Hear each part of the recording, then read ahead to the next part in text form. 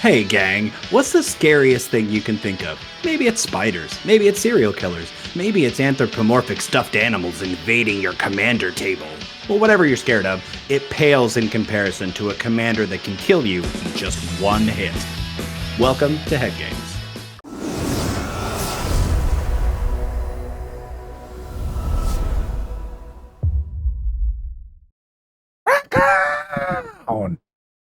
Greetings and salutations, everybody. My name is the Zombie Apocalypse, but on Halloween, I wear the mask of Steve.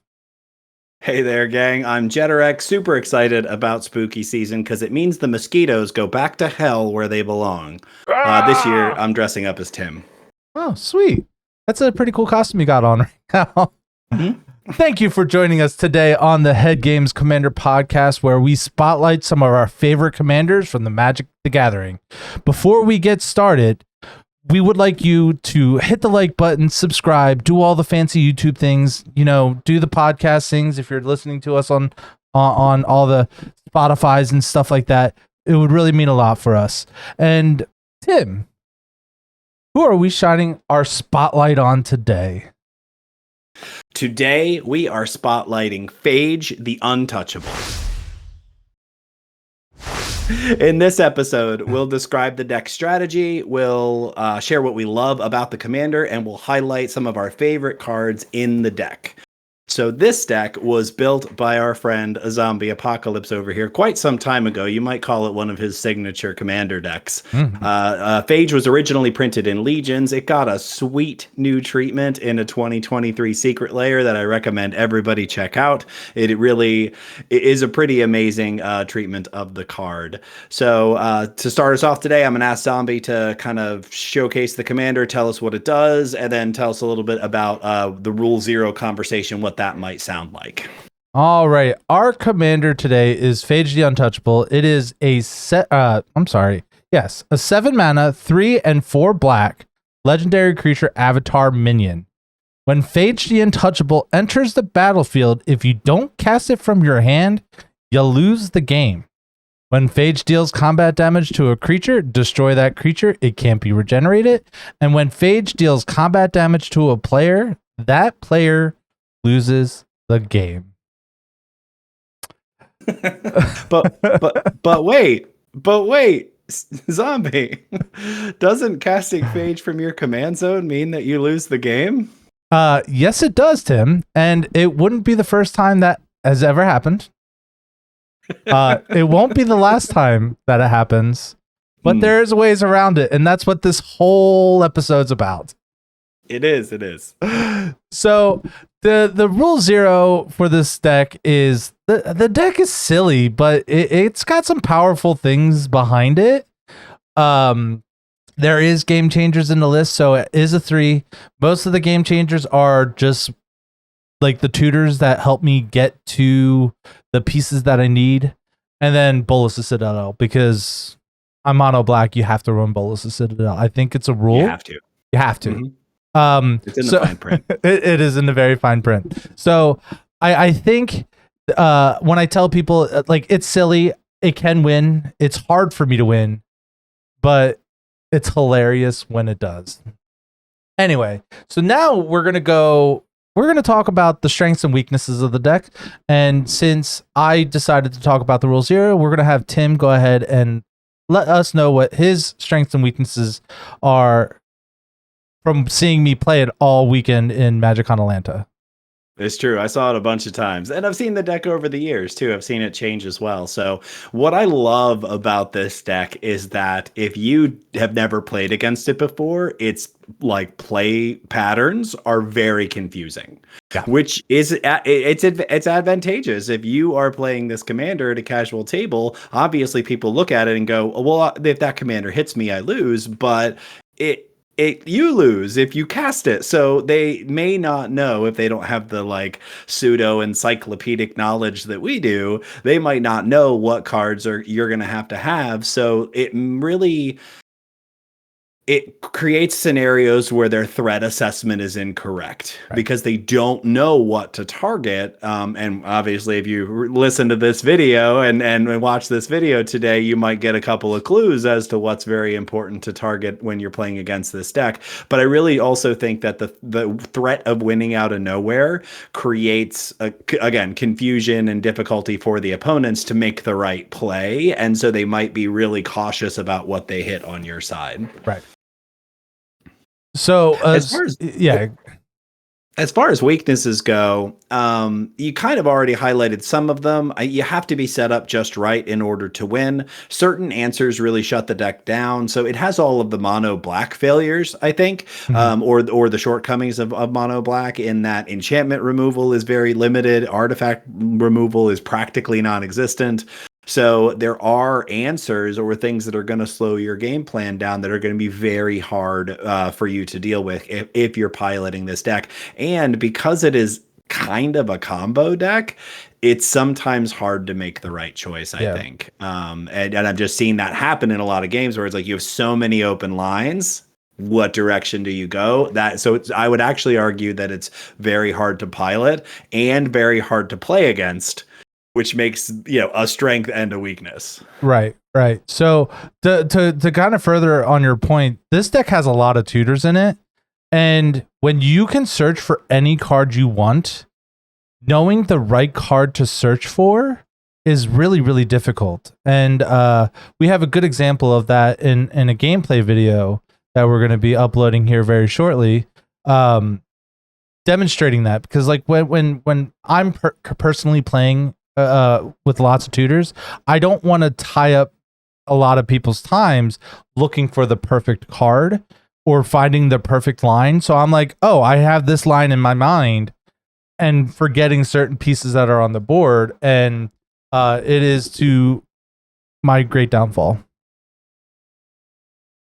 So and that makes it different than a lot of other decks, doesn't it? It really does. A lot of decks have a much more linear plan, and you would think that this one does, but that's not the case. It's like you got to find the right piece of the puzzle at the right moment. Right. So you're not tutoring for the same card every time. Remarkably, you would think that you would, but it's just not true. So finding the right card to tutor for is a lot harder in this list than it would be in others, where the obvious pick is, that one very powerful card that makes your deck go brrr. Right. So let me go ahead and go into my strengths and weaknesses as well.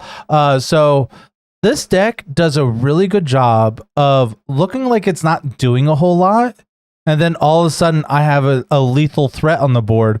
And one of the cool things about it is you don't know who I'm going to swing at.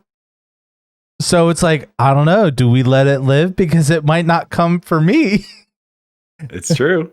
So like what? So that's one of the strengths, and it's such a fun, like, oh my god, there's a phage that can't be blocked on the board. Oh my god, what do we do? It's such a cool game dynamic. Yeah. It makes it a really political deck. Yeah. In that and that is how it plays out, is everybody kind of has to manage their relationship with you at the table, because if they feel like they're on the right side of it, they can use you as an asset to take somebody else out. But it is a tightrope walk for everybody, for you piloting the deck, but especially for your opponents. So that's a huge strength, that everybody has to kind of dance around you a little bit. Yeah. Like, oh god, is it going to be me? Is it me? And the answer is yes. It's always you. It's always you. Anyway, so I found out that blind obedience is a real Debbie Downer for this deck, because why would I like that card anyway? Yeah. So one of the other weaknesses is if I get smacked a lot in the very beginning of the game, my life total gets lower, and it makes it very difficult to use certain cards. For instance, Bolas's Citadel as a huge example of like using my life total as a resource. And if I get too far behind, I'm just not able to do as much as I would like to. But I have answers for that. So I feel like I have a pretty good thing against a lot of my weaknesses, except for blind obedience. That's because I'm mono black. It's true, and that's just a specific card example of like one of those things I was talking about where there are certain answers that really impact this deck. And it's true about other decks as well. It's not unique to this deck, but Mhm. there are kind of stacks pieces or slowdown pieces out there that are really going to negatively impact this one because it really does want to get Phage in, hopefully make her hasty, and hopefully kill somebody all in that one turn, and anything that makes her enter tapped is going to nerf that. Right. So yeah, it's a specifically challenging card. Okay, we've talked about strengths and weaknesses. Moving into the next section, we're going to talk about what we call the basics. So these are traditional card categories that just about every commander deck wants to improve the consistency of the deck. So think of these as your fundamentals. These are the kind of cards that you need to play so that you can later play the cards that you want to play. So I'm going to hand it back over to Zombie here to kind of go over the basic categories and how many of each of those cards are in the deck right now. All right, so the basics are card draw, ramp, single targeted interaction, and mass interaction. So I have 13 card draw, 9.5 ramp pieces, 8 single targeted interaction, and 8 mass interaction. And I think it might be 9 on mass interaction. I think I missed one, but Okay. I don't know if I counted darkness. I feel like that should be counted as mass interaction. Oh, it should be mass interaction Yeah, for sure. so I don't think I counted darkness for that. So that shows you like what this deck is really looking for. Like as you can see in my stats that I'm 8 single targeted interaction. That's insane. That's such an insanely high number, and 8 mass interactions, and most of those are just board wipes. Let me make this perfectly clear. I believe like 7 of them are board wipes. That's right. So and that really that makes that difference, right? That you can see here where the basics, the skew mathematically of what you're leaning into is different based on the strategy of the deck. So a deck like this that's more controlling wants more interaction, and especially of the mass variety to keep the board clear. right. So we're gonna go and highlight some cards from each of these basic stats. And we're gonna start with Tim. What was your card draw pick? Okay, so I picked Vilas or Vilas. I've heard it both ways. Broker of Blood. This is an 8 mana legendary demon. It's an 8/8 flyer, which is relevant, but not really while you play the card. So you can pay a black and pay 2 life. Target creature gets -1/-1 until end of turn, which doesn't seem that great until you hear the second part, which says whenever you lose life, draw that many cards. So this can be an incredibly powerful like burst of cards in black if you've got the black mana to pay its ability, but you also draw a bunch of cards if anything is hurting you. You got to be careful here. This card can actually create situations where you might end up losing. Whoopsies. But it is very, very good with some of the most powerful cards in the deck, like Bolas's Citadel, where you're playing the spell, then drawing a bunch of cards on top of it. It's just very explosive, especially in that turn where you're going for the win. Right. And to kind of mitigate that situation that we're talking about, I do run a few sack outlets. To prevent that from happening. It's like, oh, I'm in a very bad spot. I need to get rid of Vilas now. Yep. And it saved me for a bit. But anyway, so we're gonna go ahead and go into my pick. This was a very exciting card for me when I saw it, and I'm like, oh, this seems like a perfect deck for this fit. And we're talking about the Endstone. It is a 7 mana legendary artifact. It says whenever you play a land or cast a spell, draw a card. At the beginning of your end step, your life total becomes half your starting life total rounded up. Boy, let me tell you, that second line of text never meant so much to me in my life. Surprisingly good in here because, again, Vilas is one of those examples where it's like I'm trying to lose life. I'm willing to kill creatures with Vilas to draw a whole bunch of cards, and then I'll just go back to 20. Yep. So I get to do it all over again later. And what do you like to do in Commander, Tim? I think you like to draw cards. You like to cast spells. I love casting spells. You like to play lands. and I play a lot of them, so I don't miss my Mhm. land drops. So seems pretty solid to me. So I like getting rewarded for just doing what I'm supposed to be doing in a game of Magic anyway. Um, Interesting factoid: your hand doesn't ever get smaller. That's something that I found out. Yeah. It's really cool. This card is fantastic, and I'm glad that, because we talked about it a little while ago in a different video, and we were, kind of trying to ask ourselves, like, where does this card go? And this is a beautiful place for it, because you turn that liability, the second part, which is supposed to be a downside, into an upside. If you're Mhm. playing this late in the game, where you've been using your life as a resource the whole game, it might be gaining you life. As a matter of fact, I think a lot of times it is. And then if you've got something like Bolas' Citadel, where you're paying life to play more cards, then it's going to get you back up to 20. It really starts to seem like that downside is an upside. So this is a fantastic fit. Yeah, such a great card. So now we're gonna go ahead and dive into the ramp spells. What ramp piece Mhm. did you pick for a mono black Mine's deck? a Then? little mine's a little unexciting, and it's a card that most people already know about, but we're going to talk about it here, and it's Cryptghast. This is Hmm. 3 and a black for a 2/2 spirit. It has extort, which means whenever you play a spell, cast a spell, you may pay a white or a black, and it's a hybrid. When you do, each opponent loses 1 life, and you gain that much life. So extort's much more powerful in Commander than it is in 1v1. Most importantly, this also reads, when you tap a swamp for mana, add an additional black, and it's whenever you tap a swamp. So Hmm. one-sided mana ramp here. Very good, especially in mono black. Again, this is not a sleeper hit. Everybody knows Right. about this card, but if you don't, now you know. It's very good in mono black. Right, and honestly, like I used to kind of sleep on the extort on all your spells, but like especially in this deck where I'm using my life as a resource, that little extra net gain of life every once in a while is kind of nice. And as you can see, I don't have very many ramp spells in here.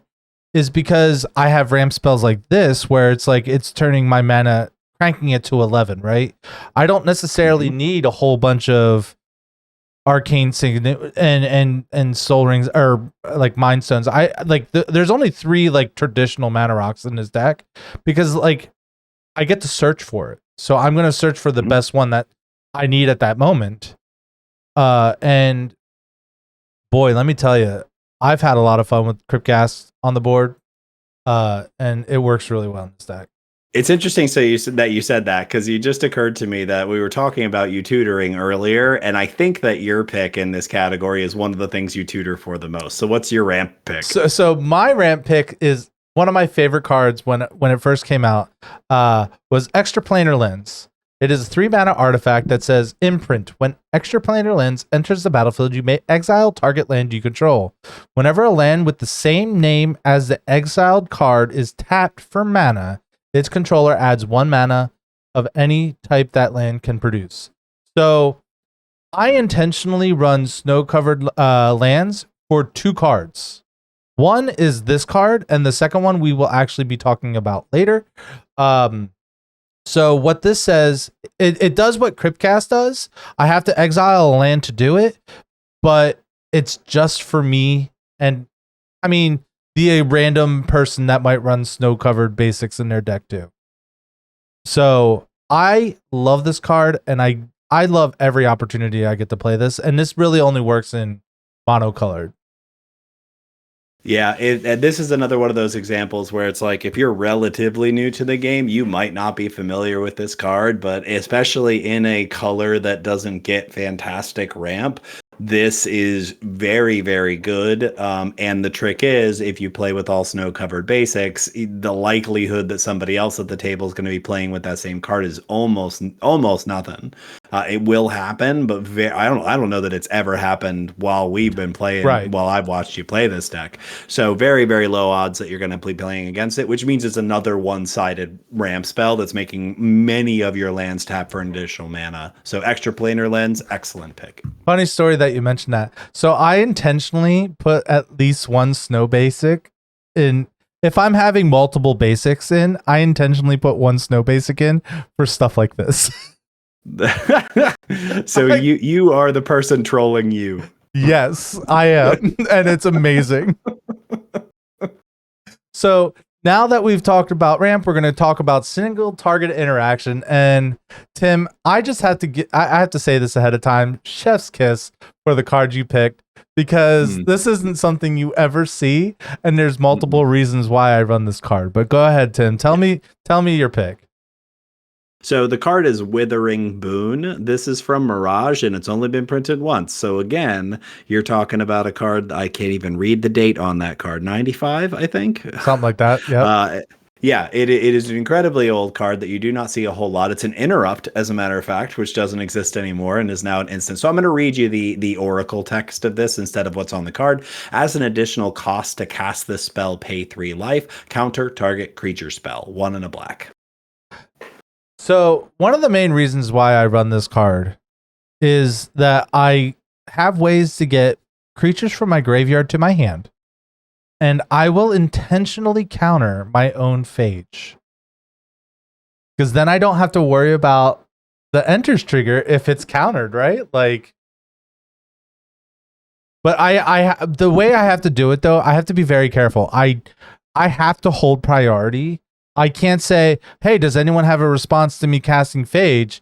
And if they say no, Phage is like entering the battlefield. So I have to be like, hey, look, I'm holding priority. I'm countering my own Phage. Right. So then you have the opportunity opens the door. Yeah. for you to counter my counter. Then I lose, Yeah. which hasn't happened yet, but I'm waiting for the day. Yeah, don't do that. I mean, Yep. do it. Do it. Do it. All right, Palpatine. Okay. But yeah, it's just like, also, this deck used to have an Isochron package. So, and putting a Withering Boon on an Isochron Scepter is hilarious. It's not something you expect in a mono black deck.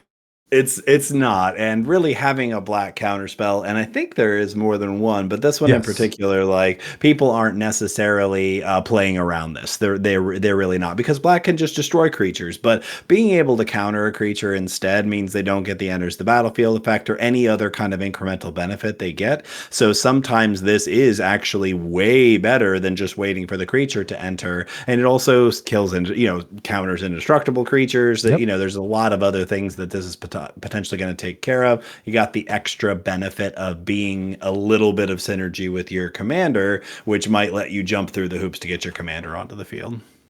All right, so the card that I picked, I have been enamored with. Every time I have had it on the battlefield, I have been very pleased with it. Yep. And we're talking about Liliana of the Dark Realms. She is a 4-mana planeswalker. For her plus, she enters with 3 loyalty. For a +1, I can search your library for a swamp card, reveal it, and put it into your hand, then shuffle your library. For the -3, target creature gets +X/+X or -X/-X for each, where X is the number of swamps you control. And then her emblem for -6 is you get an emblem, swamps you control, tap, add 4 black to your mana pool. So she's a crazy ramp piece in her emblem, which can be pretty easy to get to, because it's like, oh, how bad is searching one land and putting it into your hand every turn? That's not so bad, right? And then it's like, oh snap, there's 6. I'm going to go ahead and do this now. Apparently something cool happened in football. Please ignore that. But anyway. This is definitely one of those cards that I think gets under threat assessed, like where people are looking at this and going, oh, you're just going to get a swamp every turn. But the benefit of hitting your land drop every single turn is remarkable. And they often think to themselves, oh, I'll be able to deal with that by hitting it with one of my creatures before it gets to its ultimate, forgetting that they're playing against a mono black deck that has 9 mass interaction spells in it. So you might think that you can deal with this, but you let it go for a turn. You go, oh, that's fine. That's not a big deal. And then the board gets wiped and you go, oh, that Liliana's still on the battlefield. And slowly but surely it gets bigger. It's a great include, and it shows how versatile planeswalkers can be under the right circumstances. This deck is very good at controlling the board to keep it from getting removed. I mean, it still happens, but it is a good deck to have a planeswalker in. Solid. Yeah. It's the only planeswalker in the list, by the way. I usually don't do planeswalkers, but this one I couldn't get away from. So Alrighty, so now we've talked a lot about this already. We've that there's a lot of mass interaction. Let's just dive right into it. Tim, what's your pick? Yeah. So this is a tough one because there's so many good mass interaction Mhm. spells here, and I could make an argument for some of the other ones, but I'll give you my reasoning for this. I highlighted here Black Sun's Zenith. It's X and 2 black. It's a sorcery. Put X -1/-1 counters on each creature, and then shuffle Black Sun's Zenith into its owner's library.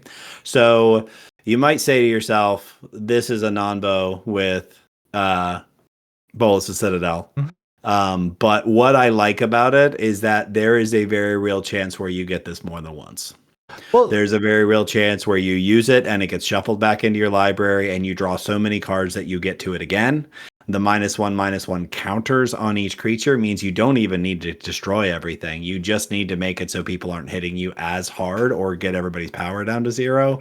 So really, I think that this one's solid because as this deck gets a lot of mana, it scales up very well. But also, I really think that getting it back into your library in a deck like this Yep. might actually mean that you see it more than once. well, as we said, there's a lot of tutors, but honestly, it's not as bad with Bolus of Citadel as you think. Because all I have to do is pay 2 life, it shuffles back in, and then I get another look at a card. So it's not like Nope. I'm not stuck on this top card saying, oh, I have Black Sun Zenith, and I'm just gonna stop spinning through What an excellent because I point. have a Phage on the board or something, right? So now I can Mhm. just pay 2 life, just shuffle it back, and now I'm back in Now you got a action. new card on top. I got a new Yep. card on top. So Fascinating. That's an excellent point. yeah. So my card, and this is the second card that really cares about snow-covered permanents. The card that I picked is Dead of Winter. And it says all non-snow creatures get -X until end of turn, where X is the number of snow permanents you control. And this is a 2 and a black sorcery. So, Tim, how many snow creatures do you run in your decks? I'd have to do the math, but I Yeah. think it's probably 0. Okay, so yeah, I would agree. And it, like as I said, I believe the number of snow-covered swamps I have is 25. Mm, Yes, I have 25 snow-covered swamps, it's a and decent amount. it's a decent amount. And when your intentions of making the game go long, like it's just such a good board wipe. It like in a mono black deck with snow-covered swamps, it's just as good as Toxic Deluge. And I feel like we breezed past it, but it only costs 3. It only costs 3.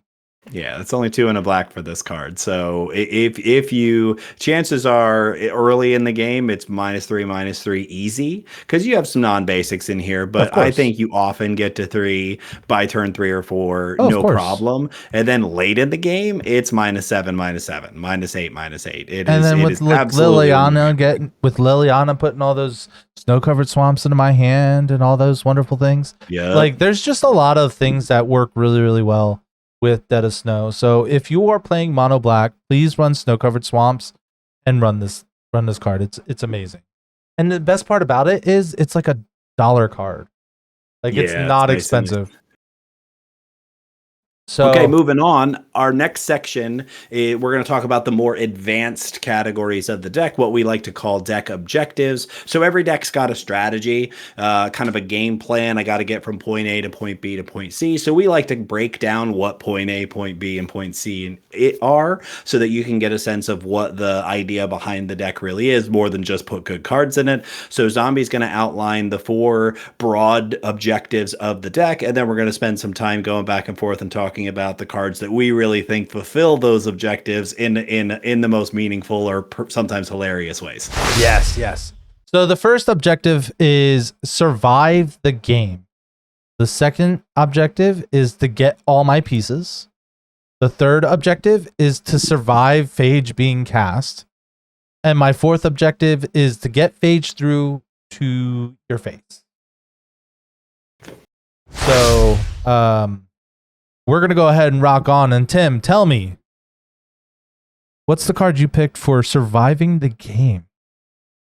So yeah, I think of this as like what most broad control decks are trying to do, right? Right. They are trying to make sure that they are not being killed very quickly. And you can do this in a couple of different ways. You can do this by kind of not presenting a threat. You can do this by disincentivizing your opponents to attack you. And that second bit there is where this card comes in. You do not see this card a lot, which is why I think it's so fun and very funny when we see it on the board. The card is No Mercy. Shout out to Cobra Kai.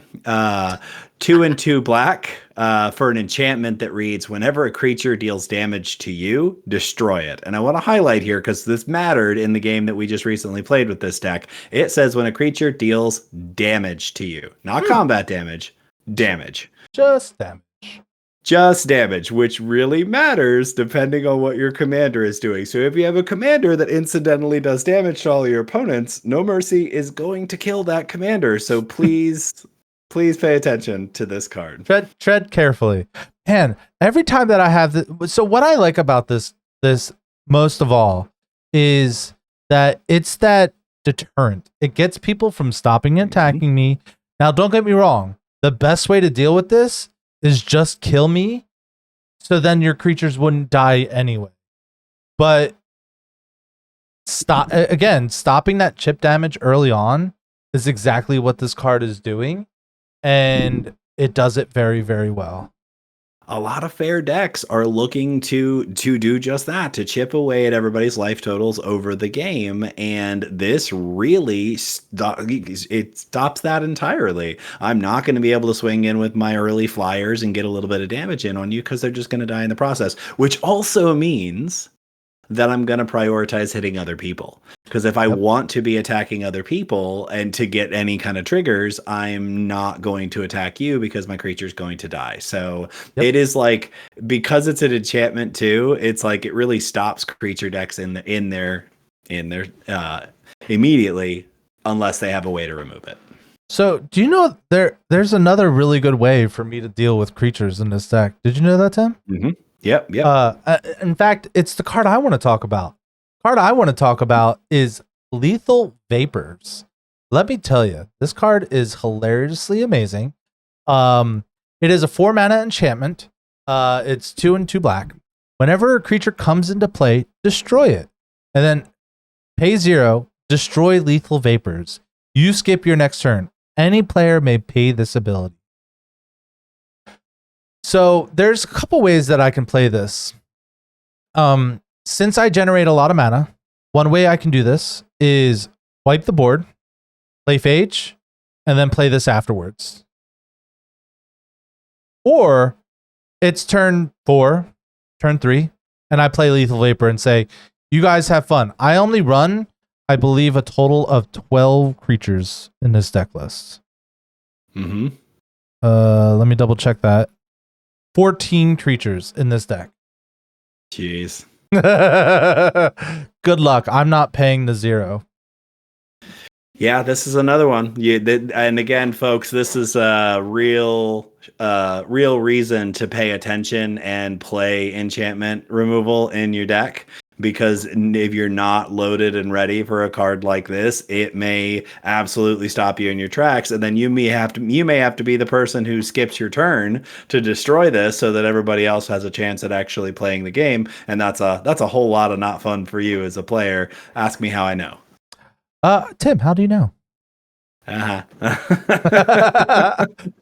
To clarify, he took one for the team while in Atlanta and sacrificed a turn for everybody. In the most literal sense, like that, I'm the one who benefits the least from this. Yep. Everybody else benefits from this. Yep. So, yeah, that was a tough one, but I felt like it had to be done. Yeah, that was a fun game. All our games in Atlanta were fun. They were. So the next category we're going to jump right into is to get my pieces. And if you couldn't figure that out, we're going to be talking about some tutors, because this deck runs a lot. But I feel like we did a very good job picking the tutors that don't get played a crazy amount. Yeah, and I think that what we forget is that sometimes you can get a tutor that costs more but has an upside to it as Right. well. And I think mine is a very clear example of that. And while you don't necessarily have ways to facilitate it working every time, Commander games just often give you the way to make this card even better. Mm-hmm. So I'm talking about Beseech the Mirror. This is from Wilds of Eldraine. It's 1 and 3 black for a sorcery. It's also got Bargain, which means you may sacrifice an artifact, enchantment, or token as you cast this spell. So it reads: search your library for a card, exile it face down, then shuffle. If the card was bargained, you may cast it without paying its mana cost if its mana value is 4 or less. You put the exile card in your hand. So in simpler terms, it costs 4 mana. If you don't bargain it, it's just a tutor. Get any card out of your deck, put it in your hand. If you do bargain it and the card that you got costs 4 or less, you can cast it for free. So Mm-hmm. that means you are paying 4 to get a 4 mana or less spell if you can bargain it for free out of your library, immediately play it. So this gets you all of your board wipes, or enough of them that it matters. You've Yep. definitely got a fair handful of 4 mana or less board wipes. But you've also got a lot of other kind of things that allow you to jump through the phage hoops that are in the 4 mana or less category. So this doesn't just get the thing, it also casts it. So there's a lot of scenarios where this actually ends up giving you mana value as a result. So here's a cool thing. Let me just put you into Magic Christmas Land, okay? Imagine early in the game I play Lethal Vapor, right? I can then sacrifice the Lethal Vapor to then cast that spell for free. And then I don't have to skip my turn. So I can then choose to get rid of the card that I want to get rid of at that time That's exactly without right. skipping a turn. And that's a fantastic way to make Beseech work, is if you know that you have something that you're going to want to get rid of later on, this allows you to do that for free. You sacrifice it as a part of the cast, so they can't even stop that part from happening. Yeah, that's a Mm-hmm. fantastic, kind of sneaky little combo there. Yeah. So the one that I picked was Insatiable Avarice. I didn't know this card existed until I would just decided to go through Phage's like EDH rec, and I'm enamored by this thing. So it's Very good. it's a spree card, so it costs a black, and then spree says choose one or more additional costs. So the first one is 2 generic, and you can search your library for a card, then shuffle your library and then put it on top. And then for 2 black, target player draws 3 cards and loses 3 life. So how I read excuse me. How I read this card is for 5 mana, I can draw 2 cards and search for a card and put it into my hand. Yep. I like it. I can see as far as with Bolas the Citadel for 3 mana, I'm just playing whatever card I want. I could also just be like, look, I just need card velocity at this point. So for 3 black, I'm just going to draw 3 and lose 3. Like the fact that it's so versatile and what I can do with it makes it such a good card. Yeah.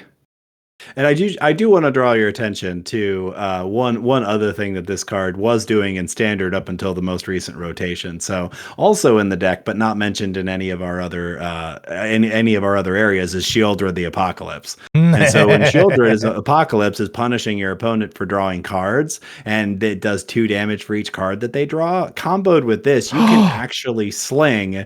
Yeah, you can sling, what is it, 9 damage at somebody's face with this card if you have a Shieldred in play. So you can close out a game with this if you need to. Definitely a thing that happened in standard, but it might actually work in a commander scenario if it's just the last person there. So yeah, this card is fantastic. And as far as 5 mana tutors go, this one's definitely top notch. I like it a lot.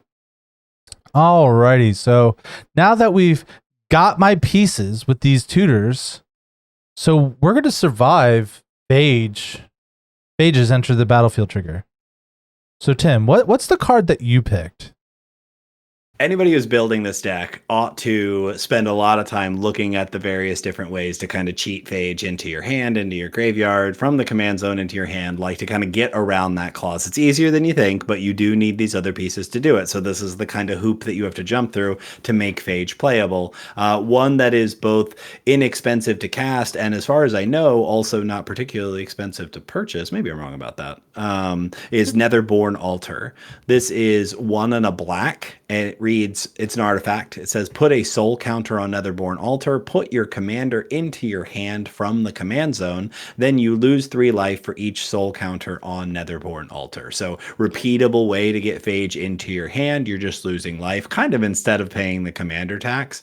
But again, this deck uses life as a resource, so this works very well for that ability. Important to note, it does not have that sneaky clause that says activate only as a sorcery. You can do this as an instant to keep your opponents from peeling Phage out of your hand after you put it there.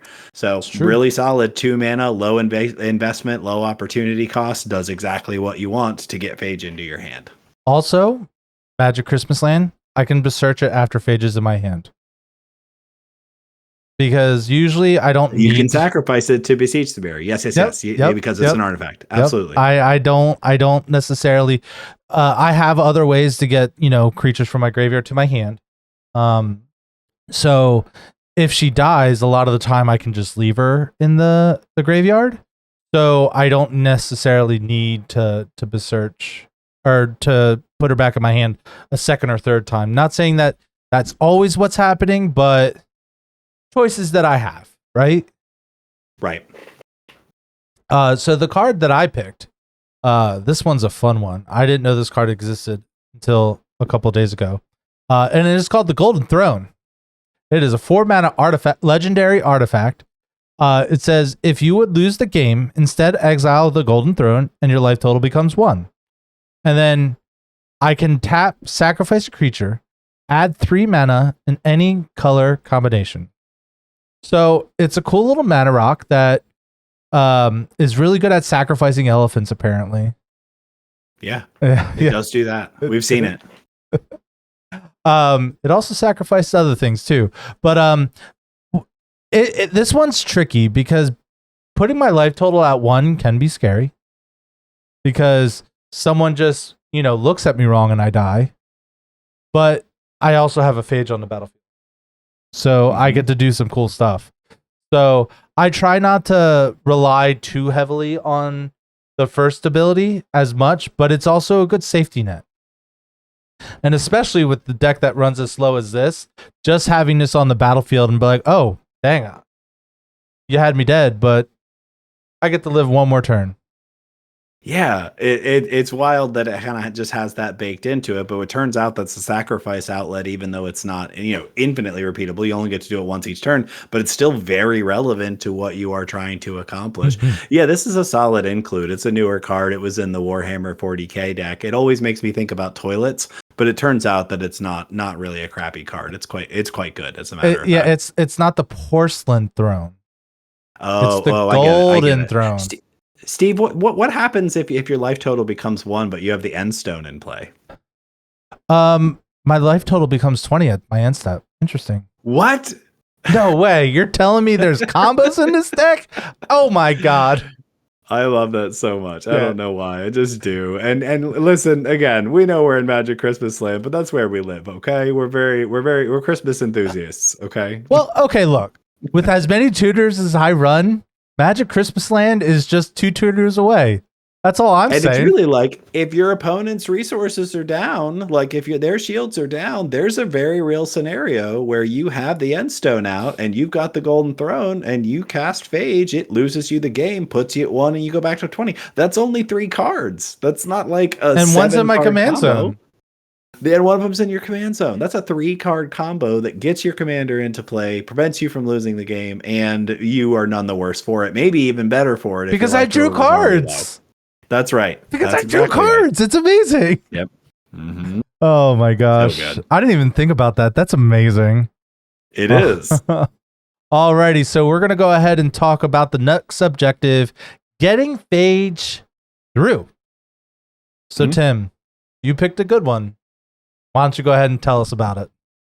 So I love this card because it's just one word, and that's such a rare thing in Magic these days. The Mhm. card is called Filth. And again, if Ugh. you haven't been playing for a long time, you may have never seen this card because it's only been printed once. And that was all the way back in 2002 with a set called Judgment. Is that Yes, Judgment? It that is. is Judgment. So, and you've seen other cards from Judgment. You've seen Anger, you've Mhm. seen Wonder, but have you seen Filth? Filth is 3 and a black, which means Beseech the Mirror can get it. It Uh, is a 2/2. that was one of Yeah, the it's a lines that two. I was thinking about the other night. That's right. It's a 2/2 swamp walk, but that isn't really what matters. As long as Filth is in your graveyard and you control a swamp, creatures you control have swamp walk. So listen, this isn't gonna get through to everybody. Not everybody has black in their deck, but you know what the deck also has? Urberg, Urborg. Urberg, So with Urgerberg. Urborg, everybody has swamps, so Filth makes your commander unblockable. So really, I love this inclusion. I love that it can be got by Beseech the Mirror, and then you can sacrifice it with your Golden Throne and put it in the graveyard, with lots of other ways to get it there for sure. But overall, just it's very hard to interact with as well. When Yep. it's in your graveyard and it's making your commander have swamp walk, very tough for people to get rid of Filth and make your commander then blockable. So it's a solid can't be blocked strategy. Man, this deck does have a lot of really old cards in it, doesn't it? It does. That's one of the things I love the most about it. Is playing with a bunch of obscure old cards that make our dinosaur hearts Just very warm and fuzzy. So the card that I'm talking about is an enchantment. Turns out there's a lot of those. It's And called. also a very old card. It's a very old card from Tempest, which is with sunglasses is very difficult to read. Sometime I can't tell. The picture looks really bad on this website. Anyway, it is a 3-mana enchantment, 2 and a black. For 2 black, target creature gains shadow until end of turn. And Steve, shadow. what's shadow? I'll tell you right now. This creature can block or be blocked by only creatures with shadow. Hey Tim, how many creatures do you run that have shadow? I can think of one that is very common, and it has Dothy in its name. It does. Dothy Voidwalker. I don't think I have that card in any of my decks, but yes. I think I'd have to do the math, but I think the answer is 0. Yeah, we did a real good job with our math budget today, didn't we? We did. I've come up short on pretty much every question. But here's what I like about this card as well. I can make your creatures have shadow. So if you want to curry favor with me, I can make your creatures unblockable to attack Tim, because why not? It's Tim. Isn't that what you're supposed to do, is attack Tim? Yeah, in most cases, I think that's probably the correct line. But and actually, so it can also be a political card, because very you can political curry favor card, with yep. other people and say, hey, listen, how do you feel about me giving your creature shadow so you can get in unimpeded? And then if you want to be a real jerk, you can offer to give somebody's creature shadow and then give the other person's creature shadow so they can block. Oh, you want to block that creature really bad? Ooh, what creature do you want to block it with? I'll give the creature that will die shadow, so both your creatures die. It's so good. You can do some really manipulative and let's say dickish things with this card. Yeah, you really can, and I have. Mm-hmm. Oh, it's such a fun card. Excellent pick. Well, that is it for the main objectives of the deck. We could go into a lot more and gush a long time about the cards, but we do have to wrap up at some point. Before we do that, we like to spend a little bit of time talking about something that either didn't fit into a category, or we think that it's just really worth mentioning, and maybe we want to talk about something else as well. So we call this our honorable mentions, and I'll let Steve start this out. So tell me, what did we not already talk about that you think that people need to know about? Okay. Especially in this deck, there's another way that you can win with Phage. So if you notice, one of her lines of text is if it enters the battlefield and it wasn't cast from your hand. But what happens if it enters the battlefield from my graveyard onto your battlefield, Tim? Oh dear, I think you lose the game. I think that means it enters on my field and I didn't cast it. So I think it means I lose the game. Yeah, seems fair. And the best way and only way that I can think of that does this is Endless Whispers. And there's another card that I kind of want to bring up afterwards that goes really well with this. But Endless Whispers is another enchantment. It's 2 and 2 black. Each creature has, when this creature is put into a graveyard from play, choose target opponent. That player puts this creature from the graveyard into play under his or her control at end of turn. Okay, so this does turn off a lot of... Okay, this card is very complicated and not very good to play on spell table. Because you cast a board wipe, you're just saying, here you go, everybody. We have to give each other your creatures when they die. It's very confusing. But it's a lot of fun. It is. And when you sacrifice a Phage, and you're just like, okay, who's gonna get it? It's a little fun mini game. But the card that I want to mention that goes with it like so well is Homeward Path. It can tap for a colorless, or each player gains control of creatures he or she owns. So here's the cool thing that I do with this, and it works really well. So if I have a free sack outlet, I can sack Phage on the end step, give it to the next creature or the next player, immediately take it back with Homeward Path, and then I can machine gun the next person down. So I can kill 2 people in 1 turn cycle. That leaves only 1 left, Tim. Yeah, that's rough. That's real rough. And really, like, if your opponent is actually, how does that work then? So if your opponent dies as Phage is resolving, the trigger for Endless Whispers doesn't resolve, right? So the person who's dying wouldn't be able to give it to a different opponent just out of spite. They wouldn't be able to do that. Yeah, because it would die and go into the graveyard, or into my graveyard. So Homeward Path gets it back to you. So if you can sack it again, you can lather, rinse, and repeat. Well, if they have a sack outlet, they could then sacrifice it, choose the opponent to then get it next, but then they would have to wait a turn, and then the next end at the next beginning of the end step, that person would get it because it's a delayed trigger. And their end step doesn't occur if they die. Right. So, but it would happen. So the person dies, it goes to the next turn. That person plays their turn. Phage comes back after that. Yeah. Yeah. Okay. Wow. That's the kind of noise that this deck is looking for. Huh? Wait. What just happened here? And it was amazing. It was. It truly was. So enough about my honorable mentions. Tim, what's the honorable mention you decided to talk about today? So this is a relatively new include, but I think that this is, I'm just going to say it's the Darkness Crystal. This is an legendary artifact from Final Fantasy. It's 2 and 2 black. Black spells you cast cost 1 generic less. If a non-token creature an opponent controls would die, instead exile it and you gain 2 life. You can tap 6 mana, 4 and 2 black, tap the Darkness Crystal, put target creature exiled with the Darkness Crystal onto the battlefield tapped under your control with 2 additional +1/+1 counters on it. I just think this is cute. I just do. Like, this is it really, there's an enormous amount of black spells in the deck. When I was putting this card into the script today, I was like, I'm going to count how many black cards there are, and I gave up very quickly because there's a lot. Okay, it's a mono black deck. There's a lot of black cards in the deck. Even my artifacts are black sometimes. A lot of them are. So you can't just like separate it out into non-artifacts and artifacts. So it really is a huge mana reduction, and that's over time that incremental value is so amazing. But the other part is shutting down people's dice triggers is really a lot better than it looks in a lot of scenarios. This definitely hoses at least one deck that I play, and I would definitely have to deal with it because it's very solid. But then let's not forget that last bit of text where if this is on the field and it's exiling stuff for 6 mana, you just get to start stealing your opponent's creatures, which is an enormous amount of fun. So I think this is a pretty neat control piece. I'm a fan.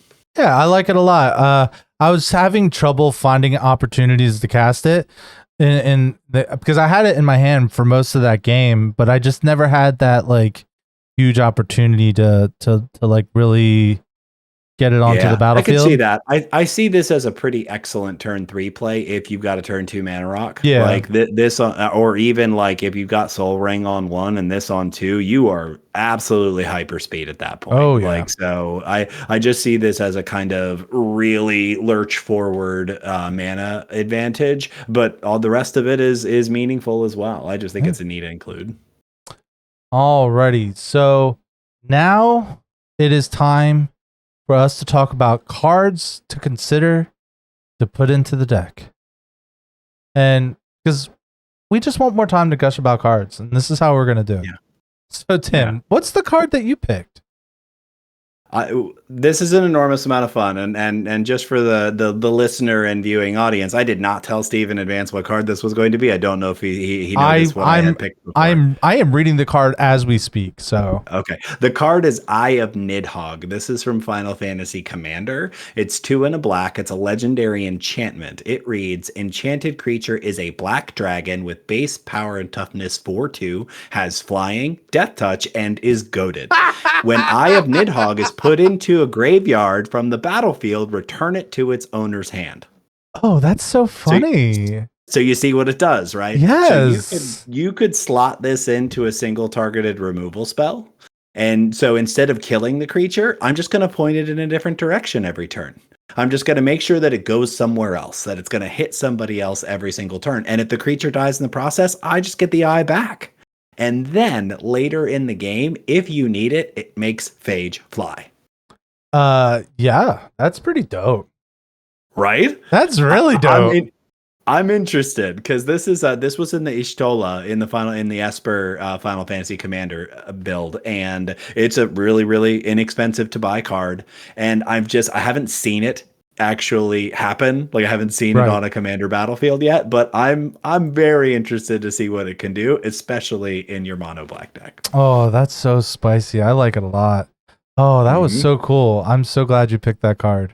I like it. So the card that I picked is strictly just a better version of Whisper Silk Cloak. We're talking about Silver Shroud Costume. It's from Fallout. It's a 2-mana artifact equipment. Has flash. When Silver Shroud Costume enters the battlefield, attached to a creature you control, that creature gains Shroud until end of turn. And then equipped creature can't be blocked. It's a better version of Whisper Silk Cloak because I don't have to equip it. And a lot of the times, it having Shroud after that initial moment is bad. Yep. So, man, this card's great. It really is. It's very good under the right circumstances, and this is it. These are the right circumstances. It blocks that one removal spell from succeeding, and then if it gets to your turn, somebody's dead. Someone is going to die. And just think, Phage is very metal. Just imagine Phage with the cool top hat and the pinstripe suit. Like that's just a thing that I want to see. That can live rent free in my mind for the rest of my life. Yeah, now we're getting into like costumed metal and the different kinds of bands out there. But I would see that show. Who am I kidding? I'm all for it. I would want to. I in fact, to the Netflix gods or whoever wants to produce his show, that as a show, just Phage the Untouchable in a metal band wearing cool costumes. I'm all for it. Hollywood. All right. I'm waiting for That's it, folks. Friends, opponents, it's time for us to put our costumes and our candy away for the year. Please remember to appease the spirits of your ancestors as we prepare for the thinning of the veil. And by that, of course, I mean be safe out there during the spooky season. So thank you, as always, for spending time with us on the Head Games Commander podcast. Remember, you can support this show and all of our other content by watching this and other videos on our YouTube page, checking out our streams on Twitch and YouTube. You'll find those links in the description. Now I'm sad I'm not so metal because you told me to put my costume You're so away. much less metal. I'm so much less metal. I didn't even know you were going to wear a costume when I wrote that. But before we scoop things up, we want to hear from you. the think tank. What cards would you play in Phage the Untouchable? What commanders would you like to see us build in the future and spotlight? Let us know in the comments below. And as always, thank you for playing along with us and have a wonderful day. Bye.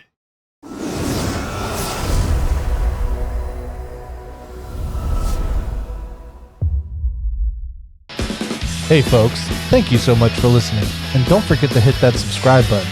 And if you want to see Phage the Untouchable go to war against a god killer, a treasure plunderer, and someone who is blessed by the night, click this video right here.